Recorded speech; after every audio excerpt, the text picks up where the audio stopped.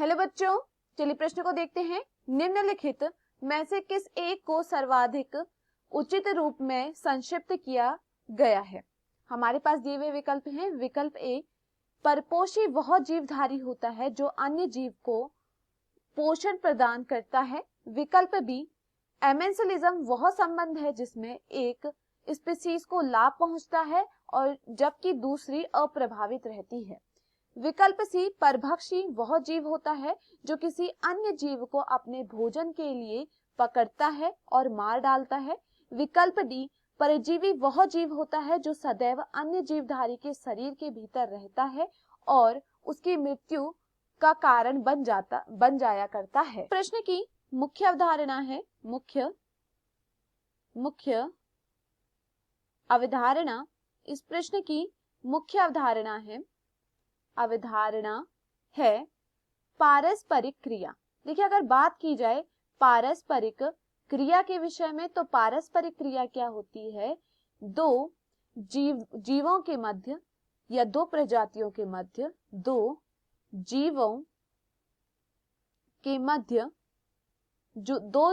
मध्य या परस्पर होने वाली क्रिया को पारस्परिक क्रिया कहा जाता है। इनके मध्य जो क्रिया होती है उसे हम क्या कहते हैं? पारस्परिक क्रिया कहते हैं। चलिए प्रश्न को देखते हैं। निम्न में से किस एक को सर्वाधिक उचित रूप से संक्षिप्त किया गया है? हमें बताना है कि किसे सही रूप से संक्षिप्त रूप में बताया गया है। विकल्प ए दिया गया है, परपोषी वह जीवधारी होता है जो अन्य जीव को पोषण प्रदान करता है। तो यह यहाँ पर क्या होता है? गलत होता है। क्यों होता है? देखिए, यहाँ पर हमसे कहा गया कि संक्षिप्त में बताएं, तो संक्षिप्त में अगर बताया जाए विकल्प ए के विषय में, कथन ए के विषय में, तो देखिए परजीवी में क्या होता है? परजीविता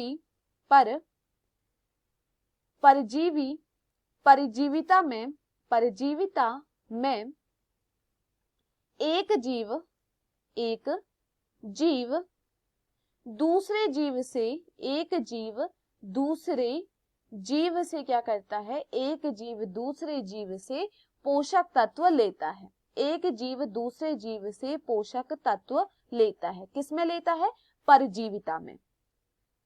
देखिए, यहाँ पर जो दूसरा जीव होता है जिससे वह भोजन ले रहा है वह क्या होता है? परपोषी होता है। उसे परपोषी के रूप में जाना जाता है। जिससे भोजन लिया जा रहा है उसे किस रूप में जाना जाता है?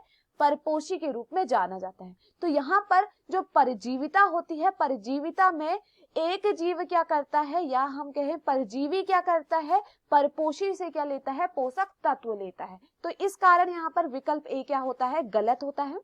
विकल्प बी दिया गया है, एमेंसिलिज्म वह संबंध है जिसमें एक स्पीशीज को लाभ तथा दूसरी स्पीशीज अप्रभावी रहती है। अगर देखिए बात की जाए कथन बी की, तो देखिए यहाँ पर क्या कहा गया है? जो एमेंसिलिज्म होता है, एमेंसिलिज्म भी क्या है? यह भी पारस्परिक क्रिया में से एक है। जहां पर एमेंसिलिज्म, यहाँ पर देखिए क्या होता है? एमेंसिलिज्म में एक जीव को हानि होती है तथा जीव अप्रभावी रहता है। एक जीव को हानि होती है और दूसरा जीव अप्रभावी रहता है।